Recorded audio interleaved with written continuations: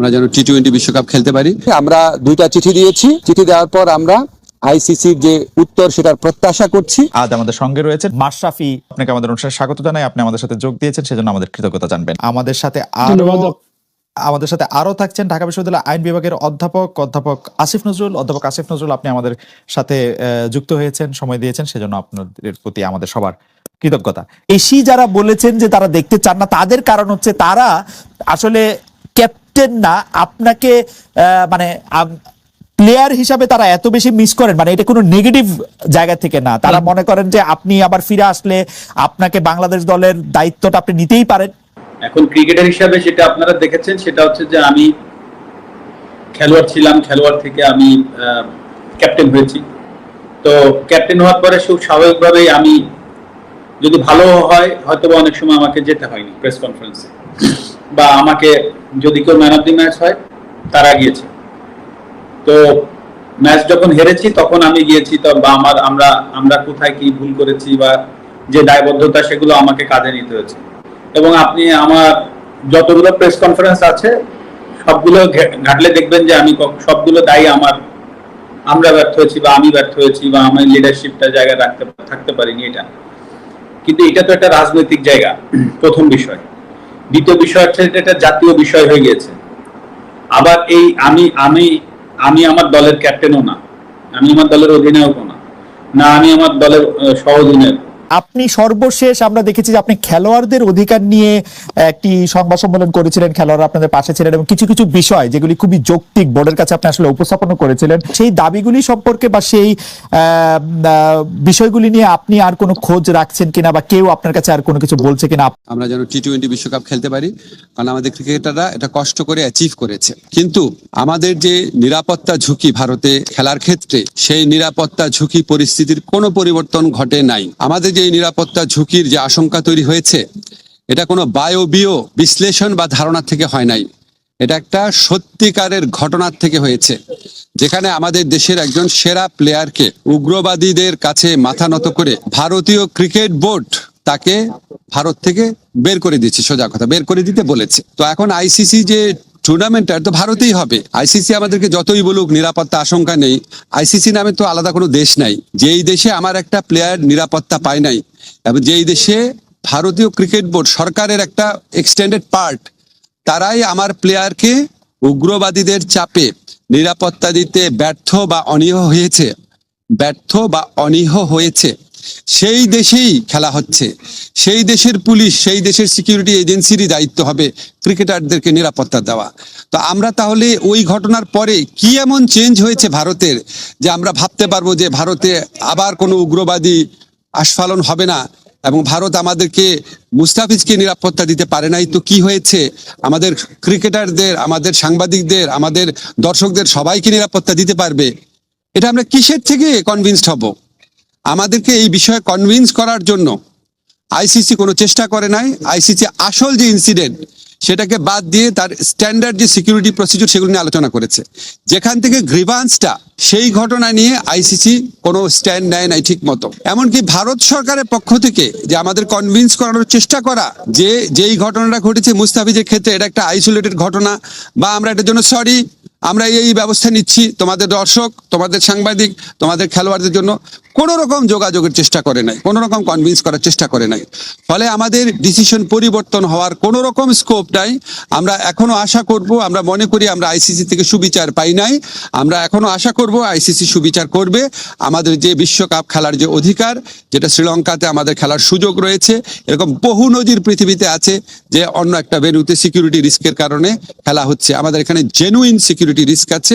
আমরা এখনো আশা ছাড়ি নাই, আমরা আশা করব আইসিসি আমাদের জেনুইন সিকিউরিটি রিস্কটা সুবিবেচনার সাথে নিয়ে আমাদেরকে শ্রীলঙ্কায় খেলার সুযোগ করে দেবে বিশ্বকাপ।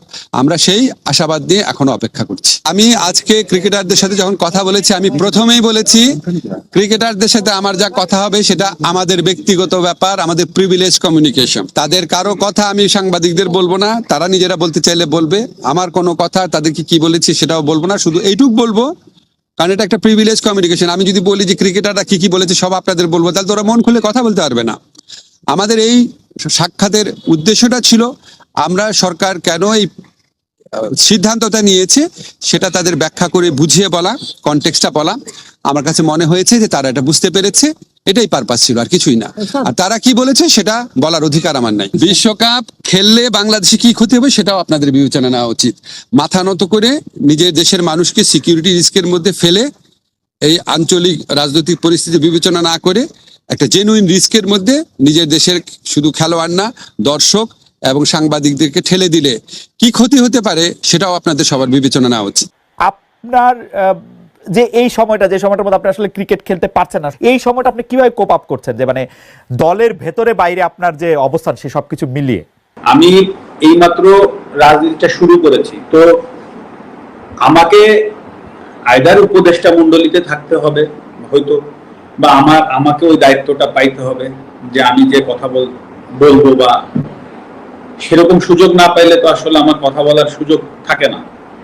তো এখানে হুট করে আমি একটা জায়গায় চলে গেলাম, একটা দায়িত্ব নিয়ে কথা বললাম, সেখান থেকে একটা বড় ঘটনা আবার ঘটে গেল, তখন সেই দায়ভার আমার কাঁধে আসলো। এই সব বিষয়বস্তু কিন্তু আছে, যে আমি এখন সবকিছু মিলিয়ে যে আমি চেষ্টা করিনি সেই কথা না, আমি চেষ্টা করেছি, আমার সাধ্যমতো চেষ্টা করেছি, হয়তো আমার সুযোগটা আসেনি।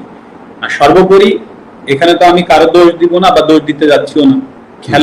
খেলোয়াড় জায়গা থেকে যে আমি ব্যর্থ হয়েছি সেটা আমি প্রথমে অ্যাকসেপ্ট করেছি, এখনো করছি। তবে আমি চেষ্টা করিনি সেই জায়গাটা একেবারেই বলবো না যে আমি চেষ্টা করিনি, আমি হয়তো বা পারিনি। আমার জায়গা থেকে আসলে যে জিনিসটা করার দরকার ছিল, যেটা আমার কাছে সবসময় মনে হয়েছে পুরো আন্দোলনের ভেতরে, এখান থেকে দাঁড়িয়ে আমার কাছে মনে হয়েছে একটা স্ট্যাটাস দিলে সবকিছু সমাধান হয়ে যেত, সেটা না, আমি আরো বড় পরিসরে কিছু করতে পারতাম কিনা, এবং সেটা স্টুডেন্টদের কাছে যে তারা হয়তো বা নাও আসতে পারতো, সেটা তাদের ব্যাপার ছিল। কিন্তু আমার হয়তো বা ওই খারাপ লাগাটা থাকতো না যে না আমি চেষ্টা করিনি বা চেষ্টা করে পারিনি, সেই জায়গাটা হয়তো আমার থাকতো না। কিন্তু সেটা পারিনি, যেটা বললাম যে ব্যর্থ হয়েছি, পারিনি। কোটা আন্দোলনের যে স্টুডেন্টরা আছে বা যে সমন্বয়কের ভেতরে একজন ক্রীড়া মন্ত্রণালয়ের উপদেষ্টা মহোদয় জনাব আসিফ সাহেব যিনি হয়েছেন, আপনি দেখবেন উনি কিন্তু খেলাধুলা নিয়ে এখন থেকে উনি কাজ করবেন, বাংলাদেশের সার্বিক খেলাধুলার বিষয়গুলো নিয়ে কাজ করবেন। এখন যদি আল্লাহ না করুক কালকে একটা প্রবলেম হয়, আল্লাহ না করুক যদি কোনো একটা খেলাধুলায় কোনো জায়গায় প্রবলেম হয়, উনি কিন্তু প্রধান উপদেষ্টা মহোদয় ডক্টর ইউনূস স্যারের কাছে যাবেন, বা সিনিয়র উপদেষ্টা মহোদয় যারা আছেন উনাদের সাথে আলোচনা করে এসেই কিন্তু উনাকে স্টেটমেন্ট দিতে হবে। ইটস ভেরি সিম্পল, কারণ উনি একটা দায়িত্বশীল জায়গায় আছেন। তো হুট করেই একটা সমস্যার সমাধান উনি একা কিন্তু এসে এই আপনাদের সামনে মানে প্রেসের সামনে হুট করে বলে ফেলতে পারবে না। তো দায়িত্বশীল জায়গাগুলো কিন্তু অনেক কিছু চিন্তা করে কথা বলতে হয়। তো সেই জায়গা থেকে সেই জায়গাটাই কিন্তু আমি ছিলাম। হ্যাঁ, আপনি আমাকে খেলোয়াড় মাশরাফি বলছেন, আমি সেভাবে উত্তর দিচ্ছি, কিন্তু এট দ্য সেম টাইমে কিন্তু আমি একটা দায়িত্বশীল চেয়ারে বসেছিলাম। তো হুট করেই আমি কিন্তু ফ্রন্টে এসে একটা কথা বলে দিলাম, আর তাই নিয়ে একটা বিশাল আরো বড় কিছু হয়ে গেল।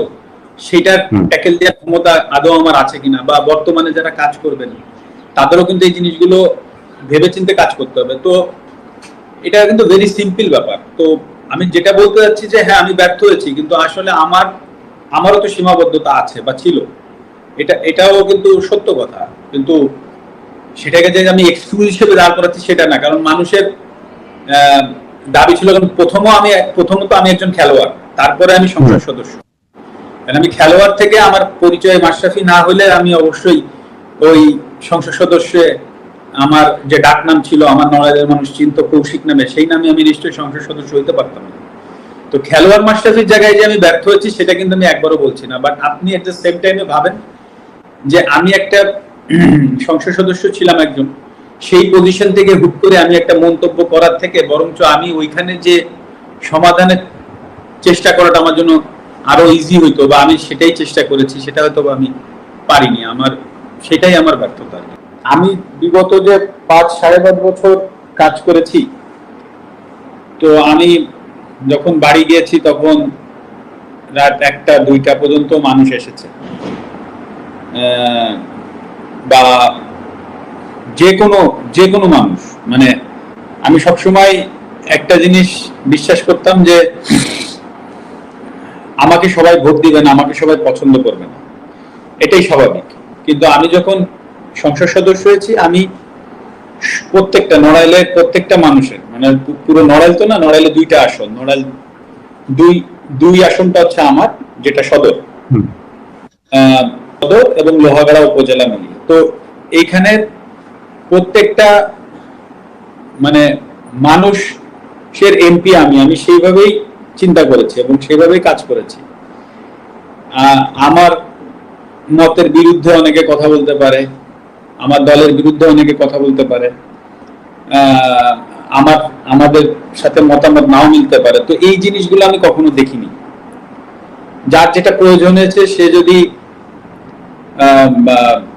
মানে তার যে কোনো উপকারে, যখন আমার প্রয়োজন হয়েছে, আমি চেষ্টা করেছি আমার জায়গা থেকে। তো এখন আমার কাছে তো এটা মনে হচ্ছে না, মানে আমি জানি না। এরপরও যেটা প্রথমেও বলেছিলাম সেটা বললাম, যে থাকতে পারে হয়তোবা আমি সবার কাছে পৌঁছাইতে পারিনি, আমি হয়তোবা আমি মানুষ যেটা এক্সপেক্ট করেছিল যে এইভাবে করতে হবে, সেভাবে হয়তোবা আমি ব্যর্থ হতে পারি, অনেক কিছু হতে পারে।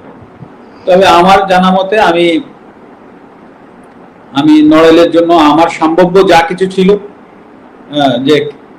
যেটা আগেও বললাম যে খেলাধুলাটা আমি 20 বছর, অলমোস্ট প্রায় 20 বছর জাতীয় দলে খেলেছি। আপনি তাকায় দেখবেন যে আমার স্ট্যাটস কখনো বলে না যে আমি পৃথিবীর সেরা কোনো খেলোয়াড় বা বাংলাদেশের কোনো সেরা খেলোয়াড়, হয়তোবা আমার স্ট্যাটস সেটা বলবে না। তো রাজনীতিবিদ হিসেবে তো নাই, কারণ 5 বছরে আপনি এমন কোনো রাজনীতিবিদ হয়ে উঠতে পারবেন না। কিন্তু এই খেলোয়াড় জীবনে যেটা বলেছি, যে আমি আমার শারীরিক মানসিক যতটুকু সম্ভব সবটুকু দিয়ে ক্রিকেট খেলেছি। ঠিক সংসদ সদস্য হওয়ার পরে 2-2.5 বছর কিন্তু করোনায় চলে গেছে, তারপরও আমি আমার সম্ভাব্য সবকিছু, আমার চাওয়া পাওয়া, চিন্তা চেতনা সবকিছুই নড়াইল ঘিরেই ছিল, যে আমার নড়াইলের আসলে কোন জিনিসটা করলে নড়াইলের মানুষ উপকার হবে, সেই জায়গাটা নিয়ে আমি কাজ করেছি।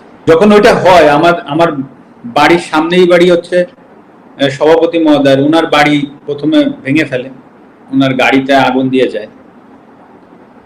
তো তারপরে আমাদের বাসায় প্রথম চান্সে কেউ কিছু বলেনি, দ্বিতীয় চান্সে আবার এক দল এসেছে, তারা কয়েকটা ইট পাটকেল মেরেছে। তৃতীয় দফায় আরেকটা গ্রুপ এসেছে, তারা বাসায় ঢুকে এরকম কিছু লাঠি দিয়ে, বাড়ি টাড়ি দিয়ে ভেঙে চুরে গেছে। চতুর্থ দফায় আর কি, ঠিক মাগরিবের আজানের হয়তো বা আধা ঘন্টা আগে, ওই সময় যারা আসছে চতুর্থ দফায়, ওই সময় সে আসলে এই ঘটনাগুলো করেছে, লাস্টে ভেঙে চুরে সব, তারপরে হচ্ছে আগুন দিয়ে দিয়েছে। তো ওই যে বললাম যে আসলে কিছু যে মনে হবে বা কি মনে করব সেটা আমি বুঝতেছি না। আমি সবকিছু মিলিয়েই অবশ্যই আপসেট, যে আসলে যেটা হয়ে গেল সেটা তো আসলে না আমি আমার জায়গা থেকে কিছু করতে পারলাম, না আমি আমার বাবা মা পরিবার পরিজনকেও আসলে